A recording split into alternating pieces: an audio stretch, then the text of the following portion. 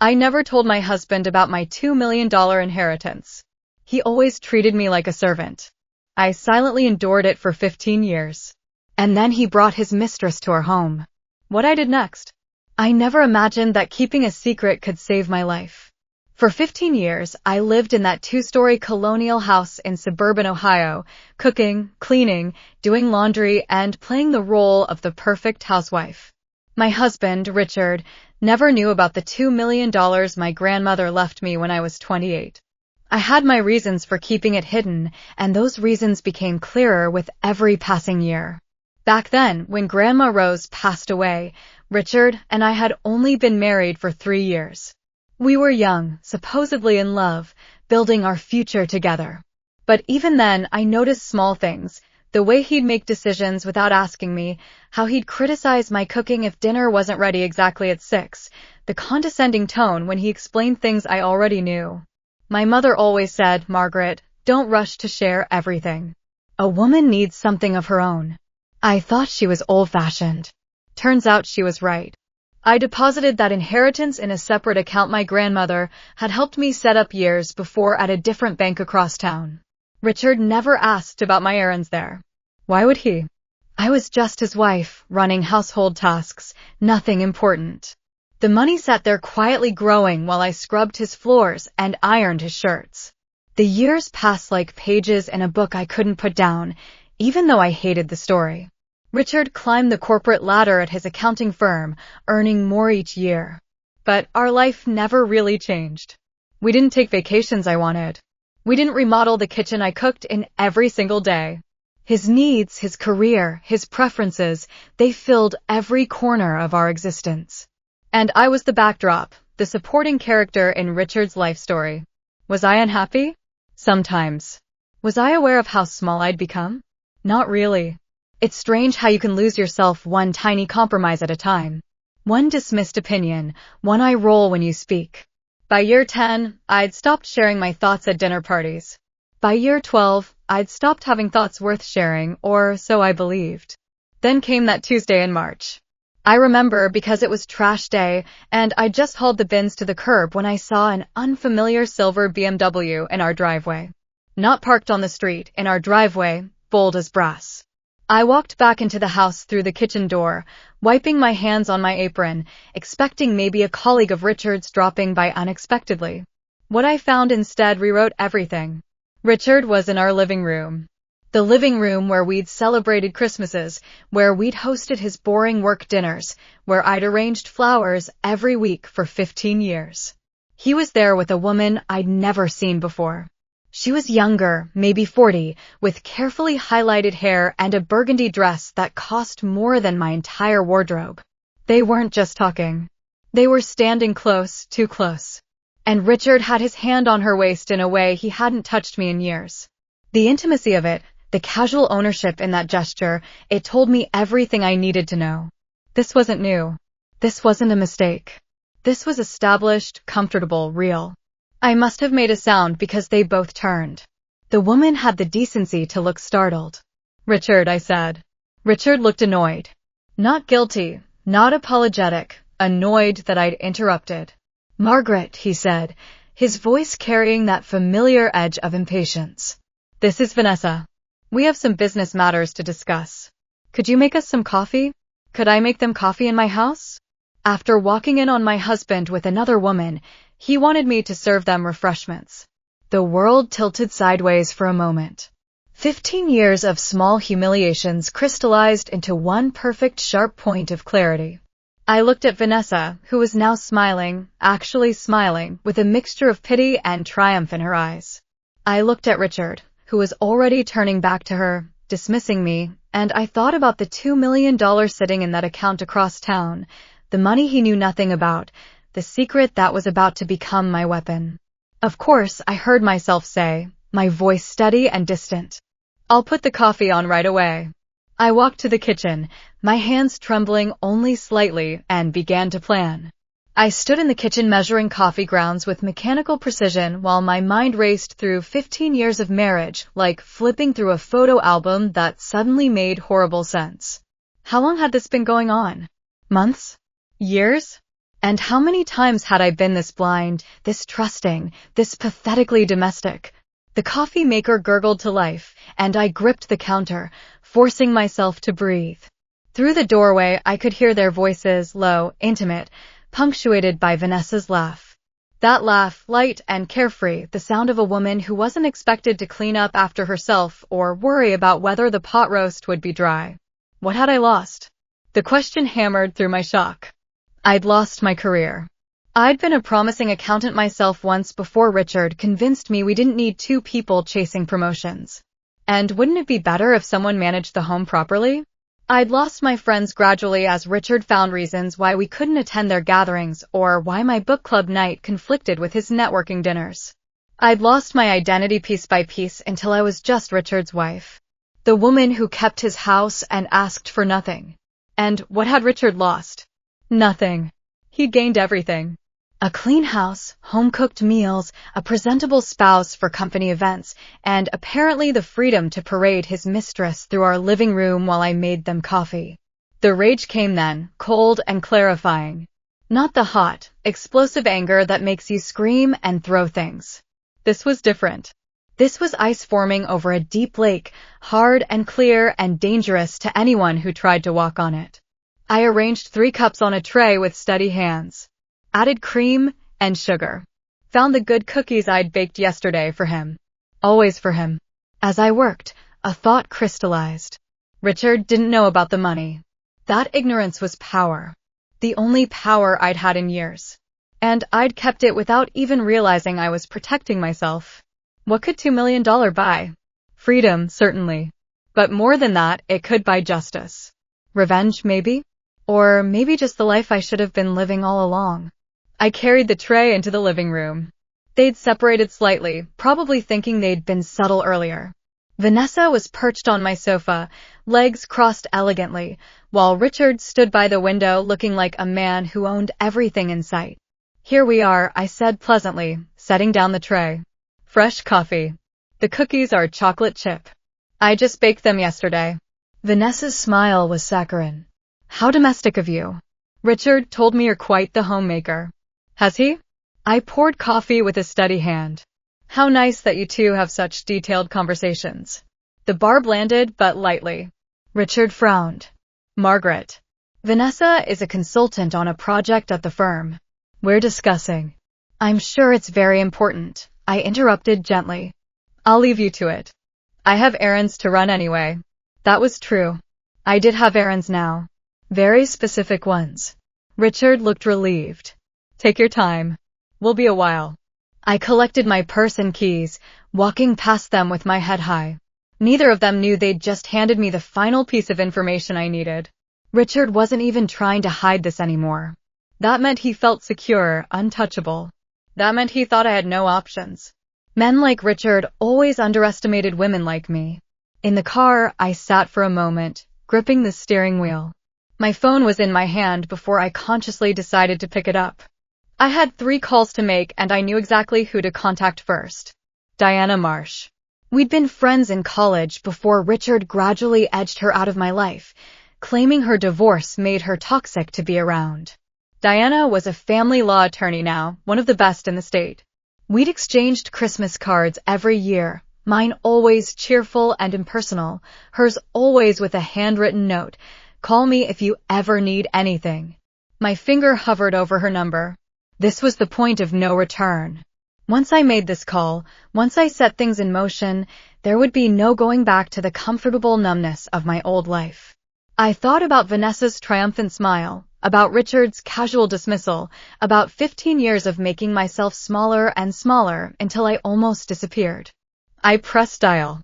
"Diana," I said when she answered, "it's Margaret Chin. Remember when you said to call if I ever needed anything? I need something now. I need a divorce attorney, and I need someone Richard won't see coming." There was a pause. Then Diana's voice came through, sharp and alert. "I've been waiting for this call for 10 years. Don't say another word until you're in my office. Can you come now?" "I'm already driving," I said. And I was away from that house, away from that life, towards something I couldn't quite see yet, but knew was mine for the taking. Diana's office was in a steel and glass building downtown, the kind of place I never went anymore. As I rode the elevator to the 12th floor, I caught my reflection in the polished doors. A 43-year-old woman in a plain cardigan and comfortable shoes, clutching a worn purse. I looked exactly like what I was, a housewife, harmless, invisible, perfect. Diana stood when I entered her office, and I saw the shock flicker across her face before she controlled it. I must have looked worse than I thought. She came around her desk and pulled me into a hug that almost broke my careful composure. "Sit," she said firmly. "Talk." So I did. I told her everything. The years of casual dismissal, the gradual erosion of my identity, and finally today's humiliation. Diana listened with the focused attention of a surgeon examining a patient, taking notes occasionally, but mostly just watching my face. When I finished, she leaned back in her chair. "Okay, first question. Do you want to save this marriage?" "No." The word came out so quickly, so certainly, that we both paused. I'd surprised myself, but it was true. Utterly, completely true. I didn't want counseling or second chances. I wanted out. "Good," Diana said. "Because from what you're describing, Richard is the type who will use therapy as another platform to explain why everything is your fault." Second question, assets. What are we working with? This was the moment. I took a breath. Richard thinks we have about $400,000 in combined retirement accounts and maybe $60,000 in savings. Our house is worth approximately $550,000 with $300,000 left on the mortgage. Diana was already calculating, her pen moving across paper. So roughly $900,000 in marital assets minus the mortgage. That's not bad. You should expect close to half, maybe a bit more given the length of the marriage and your. "And I have $2 million he doesn't know about," I said quietly. Diana's pen stopped. "What?" "My grandmother left it to me 3 years after we married. I never told him. It's in a separate account. Has been for 15 years. Diana set down her pen very carefully. "Margaret, that's separate property if you inherited it before the marriage or kept it completely separate. But 15 years during the marriage, if there's been any commingling." "There hasn't been," I said. "Not a penny. Separate account, separate bank, never touched. My grandmother set it up specifically to stay separate. She didn't trust Richard." A slow smile spread across Diana's face. "Your grandmother was a smart woman. Okay, this changes everything. With that safety net, we can play hardball. But here's the critical thing. Richard cannot know about this money until the absolute last possible moment. If he finds out early, he'll claim you hid marital assets, and it gets messy. So, what do? Diana pulled out a fresh legal pad. "We document everything. Every instance of infidelity you can prove. Every asset he might be hiding. Every penny he's spent on Vanessa. We build a case so airtight that when we finally strike, he has no room to maneuver." "How's your memory? Can you recall specific incidents?" I thought about 15 years of keeping my mouth shut, of noticing everything and saying nothing. "Yes, I can recall." "Start talking." Dates, times, details, everything. We worked for 3 hours. Diana's assistant brought us coffee and sandwiches, which I barely touched. I talked until my throat was raw, pulling up memories I'd buried, expensive gifts that appeared and disappeared, unexplained late nights, credit card charges to restaurants I'd never been to. Diana's face grew grimmer with each detail. "He's been careful," she said finally. "But not careful enough. Men like Richard get cocky. They think their wives aren't paying attention. But you were paying attention, weren't you, Margaret?" "Always," I said. "I just didn't know what I was going to do with the information." "Here's what happens next," Diana said. "You go home. You act normal. You play the perfect wife. Meanwhile, I'm going to hire a private investigator, the best one I know. We're going to document every interaction Richard has with Vanessa, every hotel visit, every dinner, every gift. Ohio is a no-fault divorce state, but infidelity still matters for spousal support and asset division, especially when there's a financial component." "Financial component?" "If he's spending marital money on her, and I guarantee he is, that's dissipation of marital assets. We can claim that money back in the settlement." The predatory gleam in Diana's eyes matched something awakening inside me. This wasn't just about escaping anymore. This was about making Richard understand that actions have consequences. How long will this take? I asked. Gathering evidence, 4 to 6 weeks. We need a pattern, not just one incident. Can you handle being in that house for 6 more weeks? I thought about my grandmother's money sitting safe and secret. About the future I was building with every minute in this office. I can handle anything for 6 weeks. Good. Because here's the thing, Margaret. Richard is going to realize something's changed. You're going to seem different, even if you're trying to hide it. People always do once they've made the decision to leave. He might get suspicious. Let him, I said. Suspicious isn't the same as knowing. Diana smiled. I'm going to enjoy this case. Now, let's talk about what you do if he confronts you. As she outlined strategies and contingencies, I felt something I hadn't felt in 15 years. Powerful.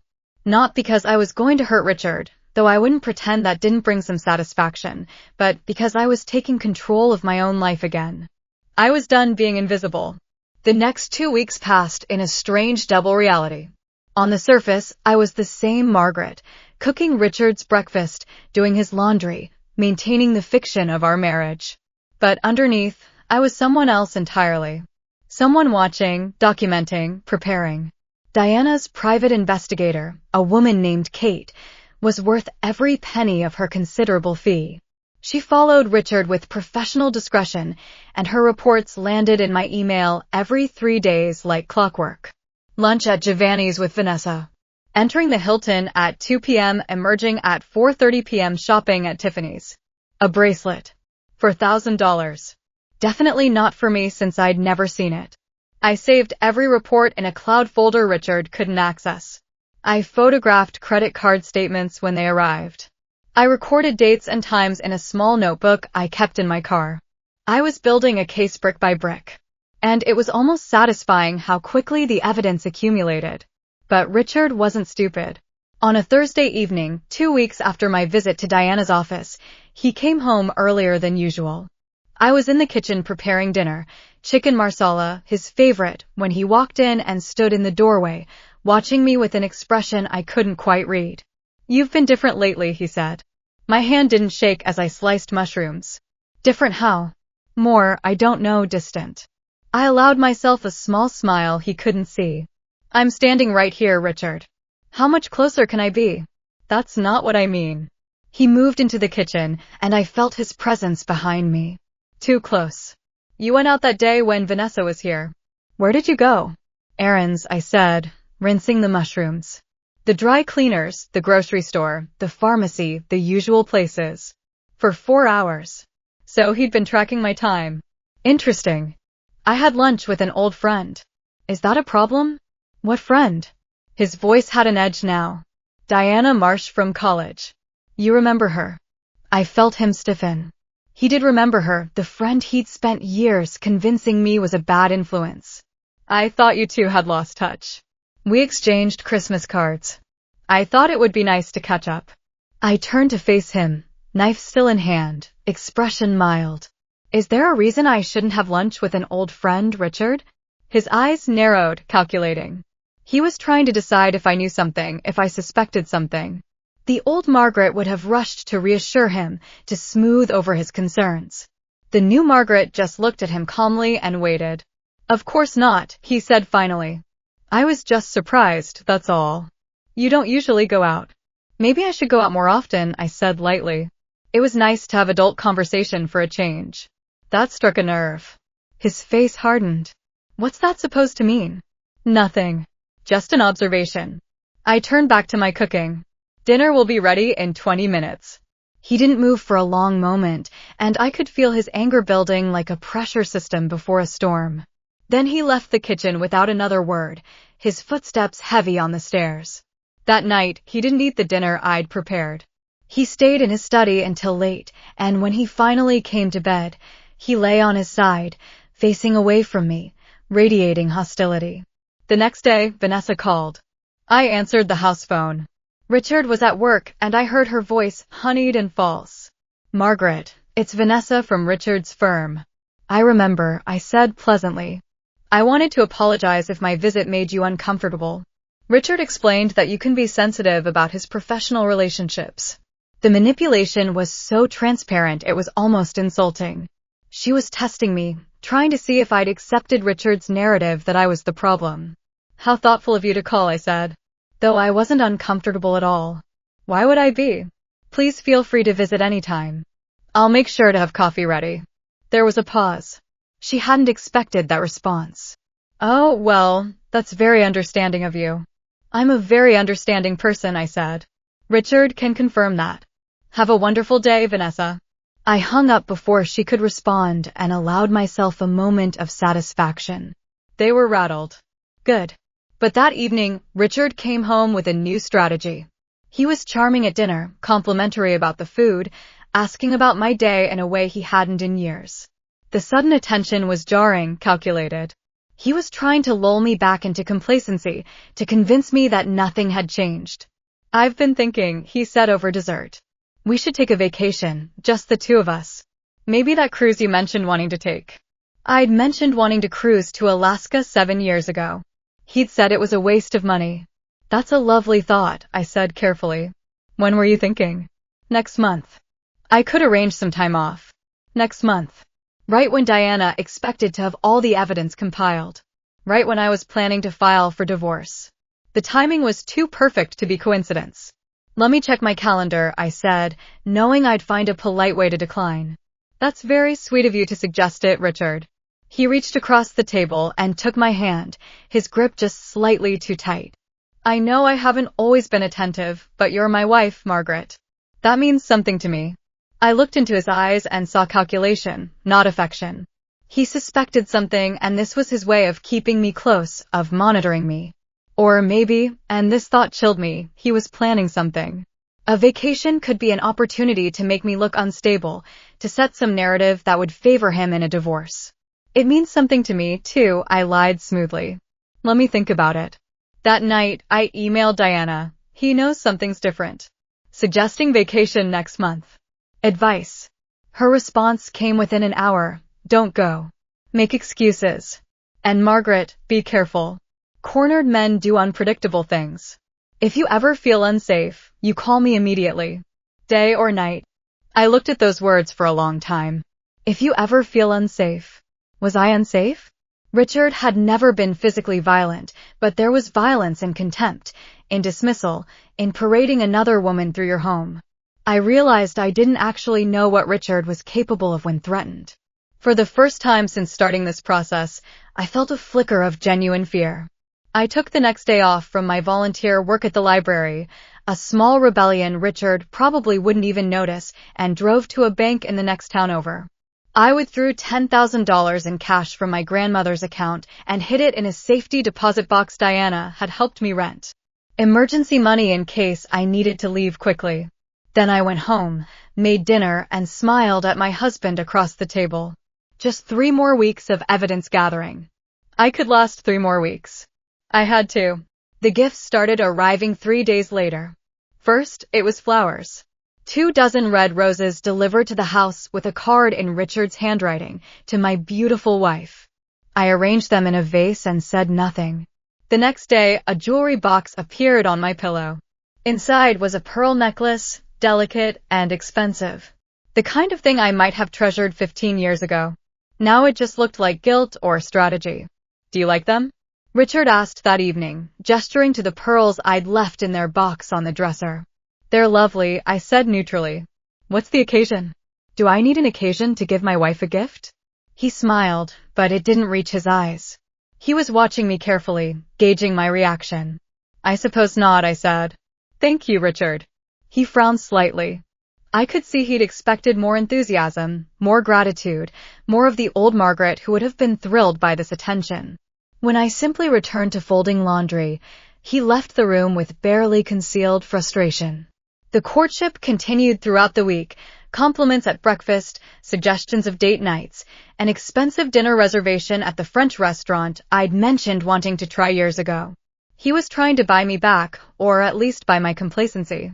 Every gesture screamed, please don't look too closely at what I've been doing. But I was done being managed. On Friday, Vanessa appeared at the house again. This time, she rang the doorbell like a proper visitor instead of walking in like she belonged. When I opened the door, she was holding a bottle of wine and wearing what I recognized as an expensive attempt at casual elegance. "Margaret," she said brightly, "I hope I'm not intruding. Richard mentioned you've been feeling a bit under the weather, and I thought some company might cheer you up." I hadn't been under the weather. This was Richard's doing, setting up this visit, probably thinking that if Vanessa and I became friendly, I'd be less likely to see her as a threat. The psychology was laughably transparent. "How thoughtful," I said, stepping aside. "Please come in." Her confidence faltered slightly. She'd expected resistance. "Oh, well, wonderful. I brought a Pinot Noir. Richard mentioned you like wine." Richard had never noticed what I liked or didn't like in 15 years, but I simply smiled and led her to the living room. "Would you like some cheese to go with that? I just bought some very nice brie." "That would be lovely." I left her in the living room and went to the kitchen where I texted Diana. "Vanessa is here playing nice. This is her audition as the friendly other woman." Diana's response was immediate. "Perfect. Let her talk. They always say too much when they think they're winning." I returned with cheese, crackers, and 2 wine glasses. Vanessa had made herself comfortable on the sofa, and she smiled as I poured. "I have to say, Margaret, you have such a lovely home. Richard is lucky to have someone who keeps things so beautiful." "Thank you," I said, sitting across from her. "Though I imagine you have your own home to maintain." A tiny flicker of something crossed her face. "Oh, I'm in a condo. Much easier. No yard work, no constant upkeep.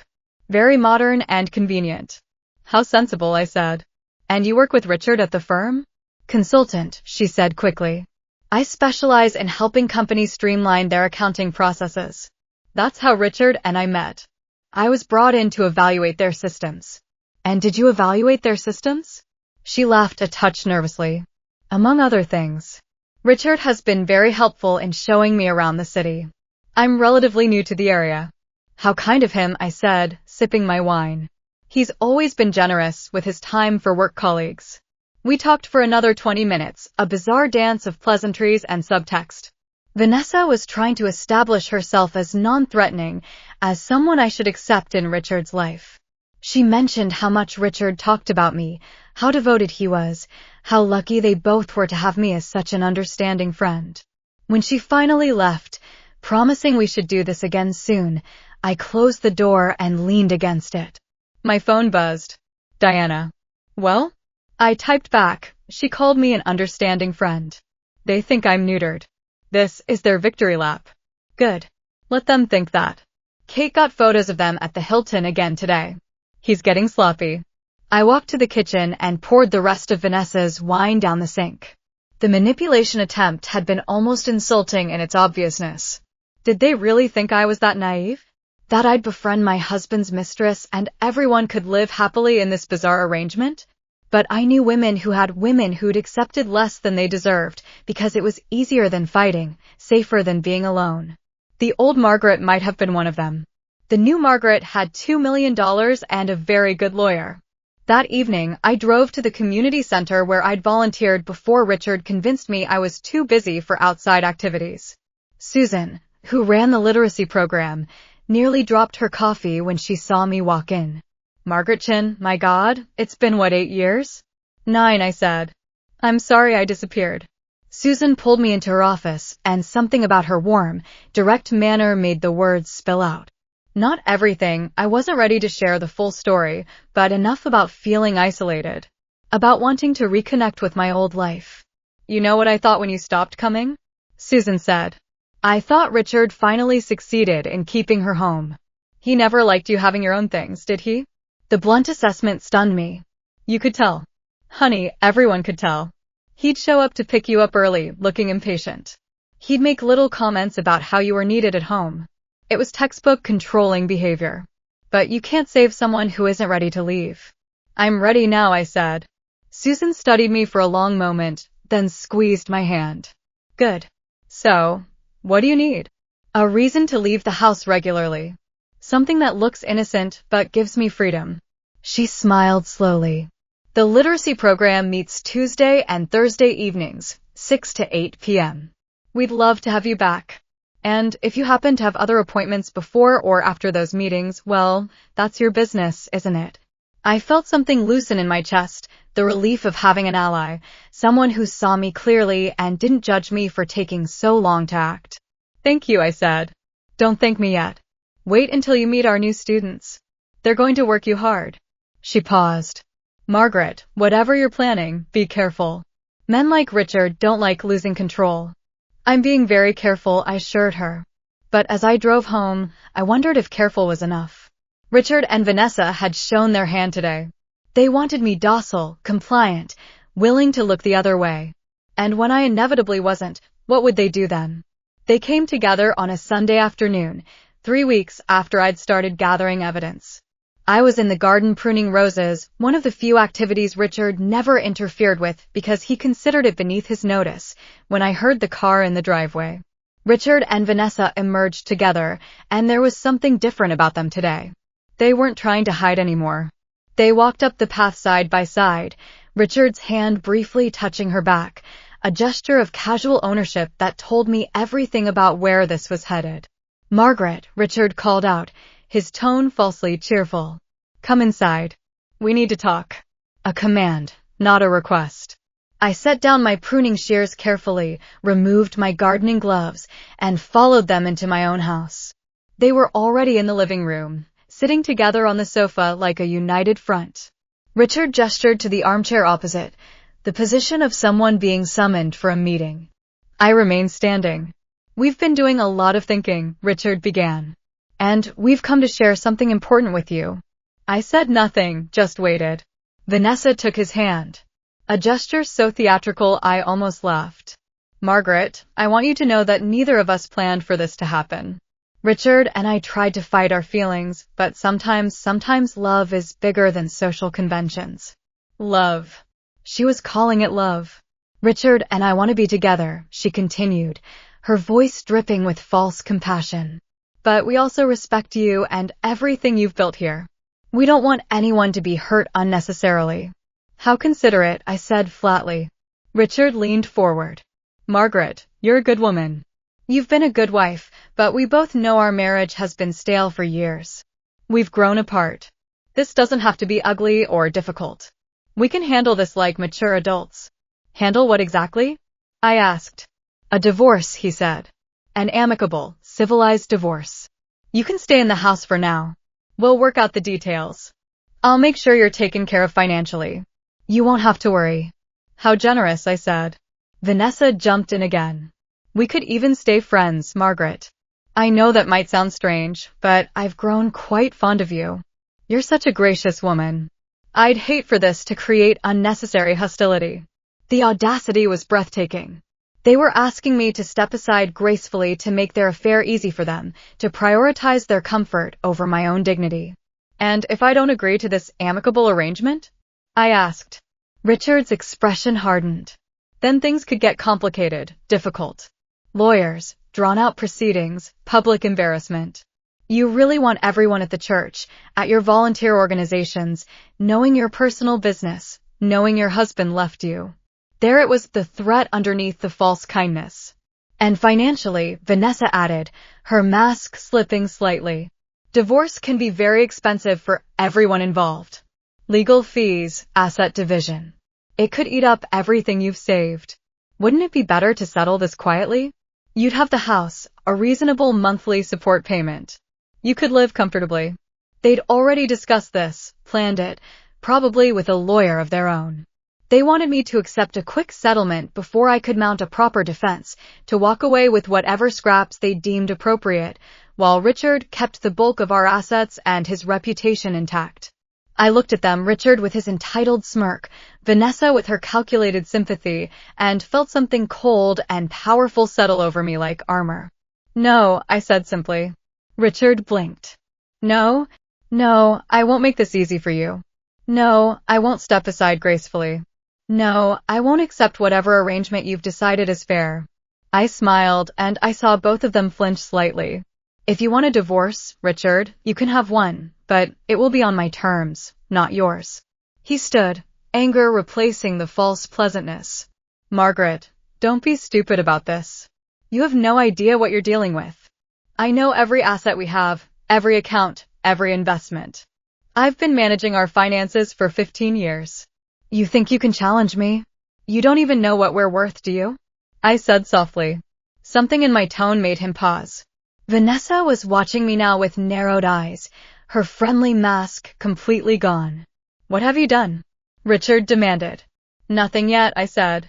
But I will. You want a war, Richard? You'll get one. And when it's over, you'll wish you'd treated me better for the last 15 years. You're threatening me? He stepped closer, using his height to try to intimidate me. You think you can threaten me? I'll destroy you in court. I'll prove you're unstable, vindictive. I'll make sure you get nothing. Get out of my house, I said clearly. This is my house, he shouted. Actually, I said, it's marital property, which means half of it is mine, and right now I'm asking you to leave. Or should I call the police and tell them you're harassing me? Vanessa grabbed his arm. Richard, let's go. This isn't productive. But he was too angry now, too shocked that I'd stood up to him. You'll regret this, Margaret. I gave you an easy way out, and you threw it back in my face. Fine, we do this the hard way, but don't come crying to me when you're living in some shitty apartment because you couldn't afford a decent lawyer. He stormed out, Vanessa hurrying after him. I watched through the window as they got in the car. Richard gesticulating angrily, while Vanessa tried to calm him down. They drove off with a screech of tires that probably left marks on the driveway.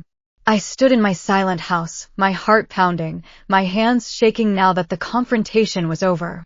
They'd meant to intimidate me into submission, and instead I'd declared war. The fear came then, real and visceral. Richard was right that he knew our finances. He had connections, resources, 15 years of controlling everything. What if I'd miscalculated?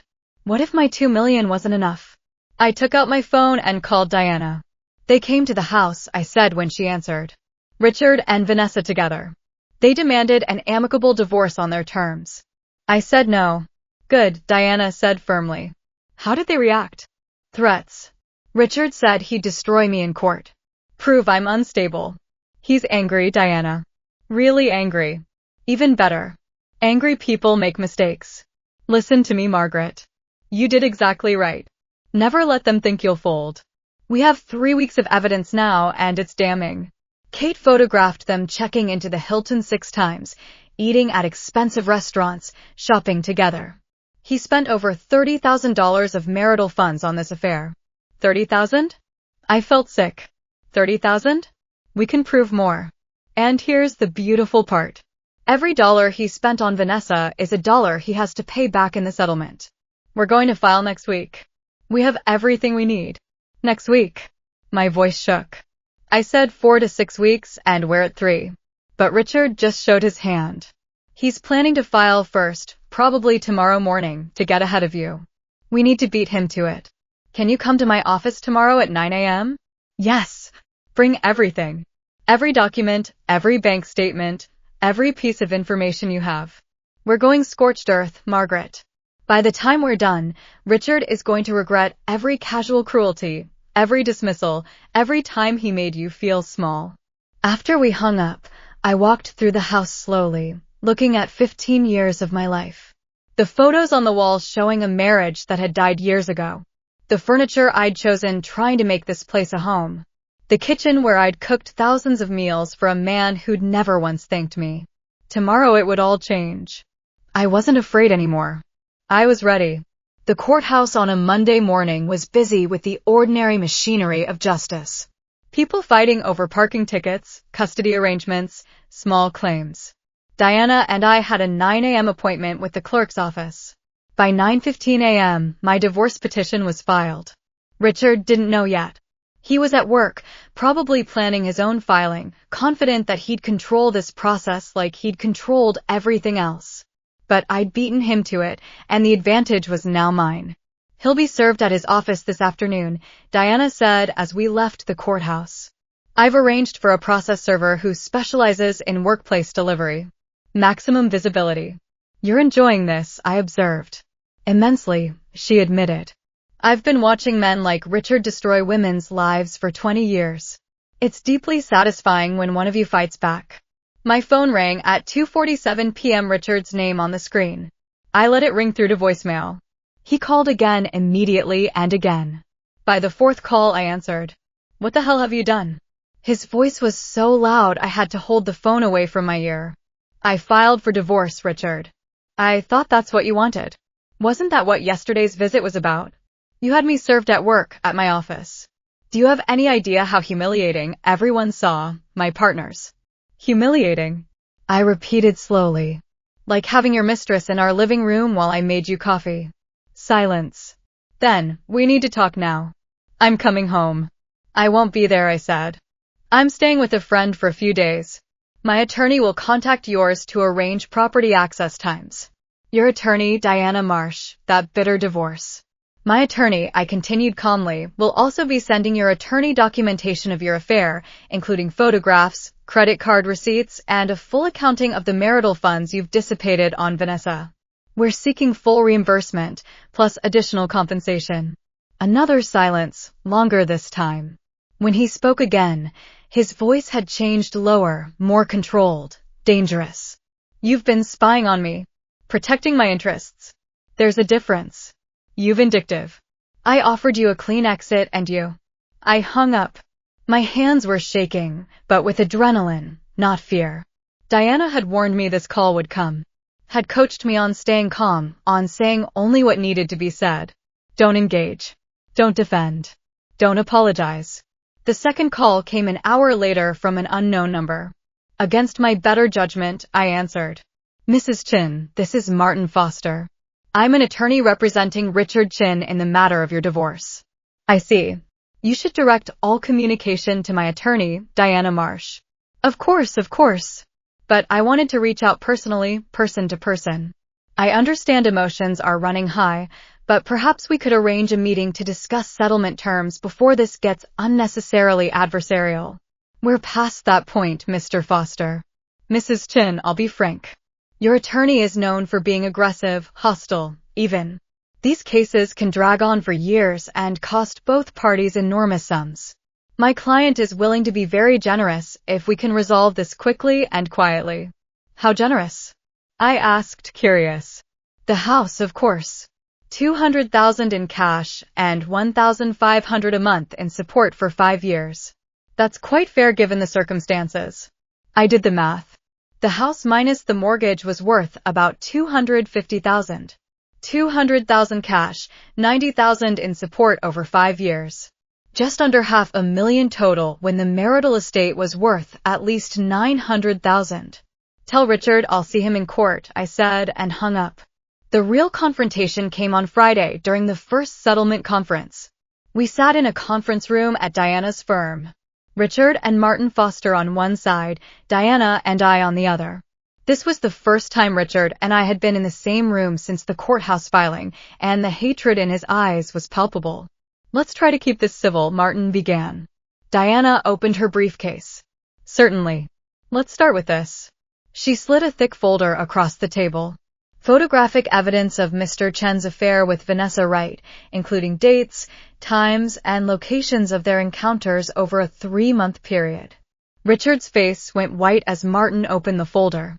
Page 15, Diana continued conversationally, shows them entering the Hilton on 6 separate occasions. Page 23 details approximately $32,000 in marital funds spent on gifts, meals, and hotel rooms. This is entrapment, Richard started. This is evidence, Diana cut him off. Evidence that will be presented in court if necessary. Evidence that shows Mr. Chin has been conducting an affair for at least 3 months, possibly longer, and dissipating marital assets to support that affair. Martin was scanning the documents, his expression growing grimmer. Richard, we need to talk privately. No, Richard said. No, this is Margaret. Please, we can work this out. I made mistakes. I admit that. But this is... You're destroying everything. You destroyed it, I said quietly. Years ago. I'm just making it official. You want money? Fine. I'll give you more money. But these pictures, this evidence, if this gets out where? To your partners, your clients, everyone who already saw you get served. He lunged forward and Diana was on her feet immediately, her voice sharp. Mr. Chin, sit down now. Martin grabbed his arm, pulling him back. Richard, for God's sake. She's been planning this, Richard said, staring at me with something like horror. This whole time, you were always so quiet, so passive. Where did this come from? I learned from the best, I said. You taught me how to hide what I really think. How to smile while planning my next move. You taught me patience. I'm just using those lessons now. Diana pulled out another folder. We are prepared to offer the following settlement. Mrs. Chin receives the house free and clear with Mr. Chin assuming the full mortgage. Half of all retirement accounts. Half of all savings.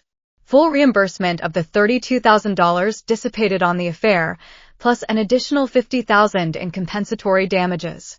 Martin was calculating. That's more than half the estate.